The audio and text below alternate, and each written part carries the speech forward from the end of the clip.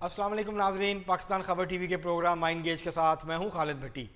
आज हम बात करेंगे कि आइनी तरमीम बिल आखिर पास हो गई, 26वीं आइनी तरमीम, जिसके तहत जो 27 शिकें हैं आइन की, उसके अंदर तब्दीलियाँ रूनमा होंगी। उसके अंदर जो है वो तरामीम हो गई हैं। कौमी असम्बली और सैनेट दोनों में हुकूमत को 2/3 अक्सरियत मिल गई। सैनेट में 65 अरकान ने जो है वो तरमीम के हक़ में वोट दिया, जबकि जो तहरीक इंसाफ और सुन्नी इत्तेहाद कौंसल, जो भी आप उसको नाम दे दें, उनके 4 अरकान ने उसकी मुखालफत की। और इस तरह से सैनेट से पहले पास हुआ 26वीं आइनी तरमीम का बिल, और उसके बाद फिर कौमी असम्बली से पास हुआ। 225 अरकान ने कौमी असम्बली में इनको वोट दिया। इस तरह दोनों जगहों पे जो हुकूमत है, हुकूमती इत्तेहाद है, उसको 2/3 अक्सरियत मिल गई। और ख्याल ये किया जा रहा था कि सैनेट में भी और कौमी असम्बली में भी बड़े पैमाने पे डिफेक्शंस होंगी, और ख़रीदो फरोख्त करके जो लोगों को ख़रीदा गया है, या जिन लोगों को लालच दे के या डरा धमका के उनकी जो है वो वफादारी तब्दील की गई हैं, वो वोट डालेंगे तो हुकूमत को 2/3 अक्सरियत मिलेगी। मगर ऐसा नहीं हुआ। सैनेट में सिर्फ BNP के जो 2 सैनेटर्स थे उन्होंने वोट दिया, इसके अलावा और कोई डिफेक्शन नहीं हुई। तहरीक इंसाफ के किसी रुकन ने वोट नहीं दिया, कोई रुकन PTI का मुनहरफ नहीं हुआ। आप ये कह सकते हैं कि अगर कुछ अरकान मुनहरफ थे भी तो उनके वोट की हुकूमत को ज़रूरत नहीं पड़ी। इसी तरह कौमी असम्बली में जिन 5 अरकान ने वोट दिया है, जिसके बारे में तहरीक इंसाफ ये कहती है हमारे थे, तो हकीकत यह है कि इलियास चौधरी तहरीक इंसाफ की मदद से आज़ाद उम्मीदवार की हैसियत से इलेक्शन लड़ा, लेकिन जो 3 दिन का वक्त था किसी पार्टी को ज्वाइन करने का, तो उन्होंने मुस्लिम लीग काफ को ज्वाइन किया। फिर उनके इख्तलाफात हो गए मुस्लिम लीग काफ से। मुस्लिम लीग काफ ने उनके खिलाफ रेफरेंस भेजा हुआ था, तो उन्होंने कल अपनी ही पार्टी के कहने पे वो पार्टी की डायरेक्शन के मुताबिक उन्होंने तरमीम के हक़ में वोट दे दिया। मुबारक ज़ेब जो हैं, जो बाजोड़ से रुकने कौमी असम्बली मुंतखब हुए ज़िमनी इलेक्शन के अंदर, उनकी वो तहरीक इंसाफ के उम्मीदवार नहीं थे। तहरीक इंसाफ ने उनको टिकट नहीं दिया था। उनके मुकाबले में तहरीक इंसाफ ने अपना उम्मीदवार खड़ा किया था, और वो तहरीक इंसाफ को हरा के MNA बने। उसके बाद वो इंडिपेंडेंट थे। इसी तरह ज़हूर कुरैशी जो हैं, जो शाह महमूद कुरैशी साहब के भांजे हैं, वो मियाँ चन्नू से जीते थे इलेक्शन, वो आज़ाद हैसियत से जीते थे। उनका वो तहरीक इंसाफ के हमायत से या टिकट पे इलेक्शन नहीं लड़ा था उन्होंने, तो वो अब भी आज़ाद हैसियत में थे। इसी तरह औरंगज़ेब खिची विहाड़ी से, वो भी आज़ाद हैसियत से इलेक्शन जीते थे, और वो ना सुन्नी इत्तेहाद कौंसिल में शामिल हुए थे, ना PTI में, और ना किसी और पार्टी में। तो ये वो लोग थे जो कि अपनी आज़ाद हैसियत को बरकरार रखे हुए थे। तो ये तहरीक इंसाफ ये नहीं कह सकती कि हमारे मुनहरफ अरकान हैं, ये आज़ाद थे, आज़ाद हैं। और आप कह सकते हैं ज़्यादा से ज़्यादा अगर आपने तंज करना है कि ये मादर पेदर आज़ाद हैं, लेकिन वो आज़ाद हैसियत उन्होंने अपनी कौमी असम्बली में 8 अरकान हैं जो आज़ाद हैं, जो किसी जमात के को उन्होंने ज्वाइन नहीं किया, तो उनकी हैसियत आज़ाद उम्मीदवारों की है। वो जब चाहें, जिसको चाहें, जिस मसले पर चाहें वोट दे सकते हैं, वो किसी के डिसिप्लिन के पाबंद नहीं है। तो कल बहरहाल हुकूमत की तमाम तर कोशिशों के बाद मौलाना फजलुर रहमान साहब ने तावन किया। हुकूमत की कोशिश ये थी कि मौलाना फजलुर रहमान साहब के वोट भी अहम हैं, लेकिन मौलाना साहब का जो सियासी वज़न है वो हुकूमत के पलड़े में आना बड़ा ज़रूरी है। तो बिल आखिर मौलाना फजलुर रहमान साहब ने अपना जो सियासी अपना जो वज़न है वो हुकूमत के पलड़े में डाल दिया, वोट भी दिए और अपना सियासी वज़न भी उसके अंदर डाल दिया, जिससे जो आइनी तरमीम है उसकी सियासी साख में इजाफा हुआ है।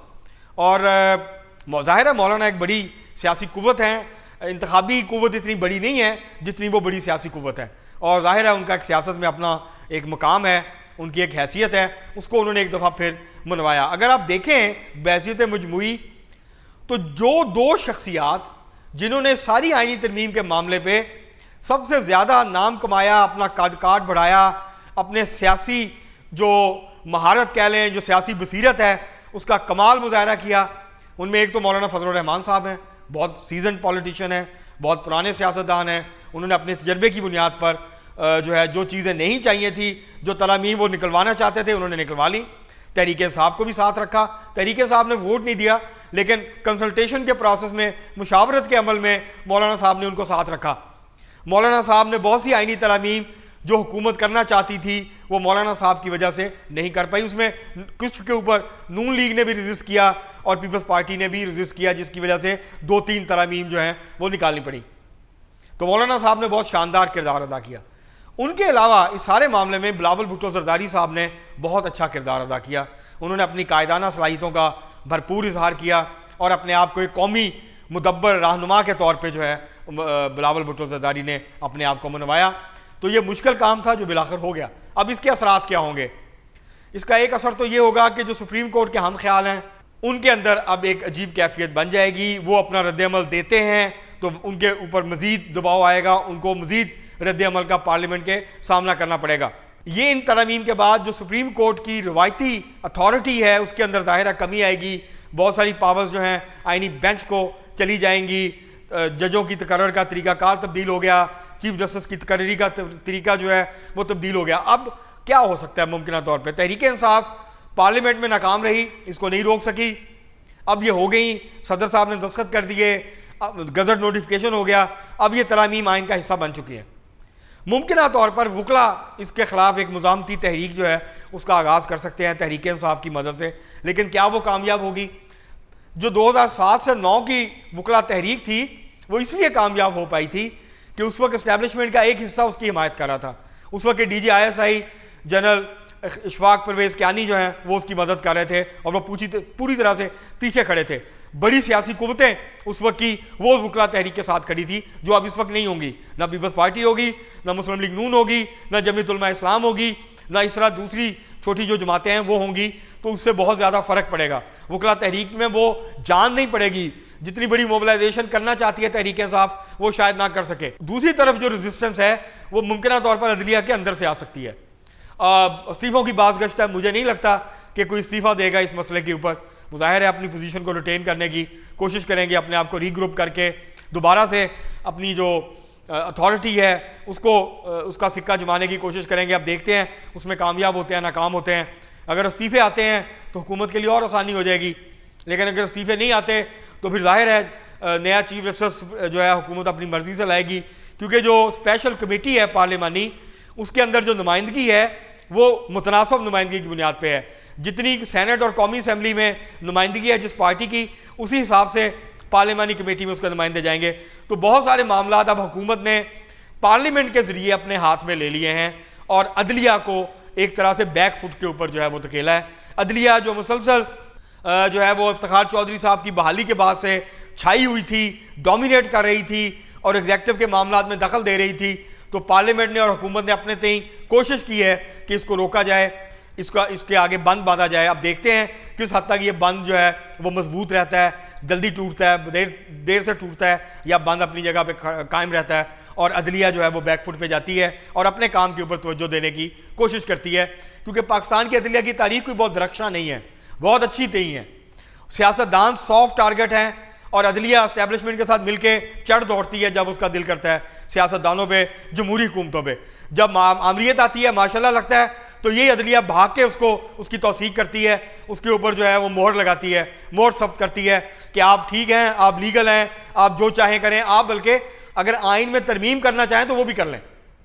तो ये जो कुछ हमारी अदलिया का एक किरदार रहा है, अदलिया आइन की मुहाफ़िज़ कहती है अपने आप को। पाकिस्तान की तारीख में कभी भी अदलिया ने इस आइन की हिफाजत नहीं की, बल्कि आइन शिकनों का साथ दिया। तो ये एक ऐसी बदकिस्मत तारीख है जिससे कोई जान नहीं छुड़ा सकता। तो अब देखते हैं, मुझे नहीं लगता कि ये तरमीम के बाद कोई सियासी इस्तेहकाम आ जाएगा पाकिस्तान में, टाइम लगेगा उसको। अभी बहुत सारी मुज़ाहमत का हुकूमत को सामना करना पड़ेगा। अब हुकूमत कितने तदब्बुर के साथ, कितनी अच्छी हिकमत अमली के साथ इस सारे मामला से निपटती है, इसका इन्हिसार अगली जो सियासी सूरत हाल है उसका इन्हिसार इस बात पे होगा। लेकिन मुमकिन तौर पर हुकूमत को एक वकला तहरीक का सामना करना पड़ सकता है, एक मुज़ाहमत का सामना करना पड़ सकता है सुप्रीम कोर्ट के अंदर से, अदलिया के अंदर से, और इसके साथ साथ जो अपोजिशन जमातें हैं वो कोशिश करेंगी कि वकला के कंधे पे रख के बंदूक चला सके। अब देखते हैं किस हद तक कामयाब होती हैं। मुझे नहीं लगता कि उनको कोई बड़ी कामयाबी मिलने वाली है। मुज़ाहमती तहरीक, तहरीक इंसाफ मुज़ाहमती तहरीक को खड़ा करने में अब तक नाकाम है। ख़ास तौर पर पंजाब में सूरत हाल बहुत ख़राब है तहरीक इंसाफ की। मैं हरगिज़ ये नहीं कह रहा कि तहरीक इंसाफ की मकबूलियत कम हो गई है या तहरीक इंसाफ का वोटर सपोर्टर उसको छोड़ गया है।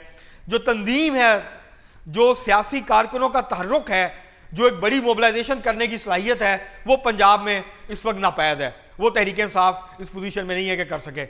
और जो बैटल ग्राउंड होगा वकला की तहरीक का, मज़ामती तहरीक का, वो पंजाब है।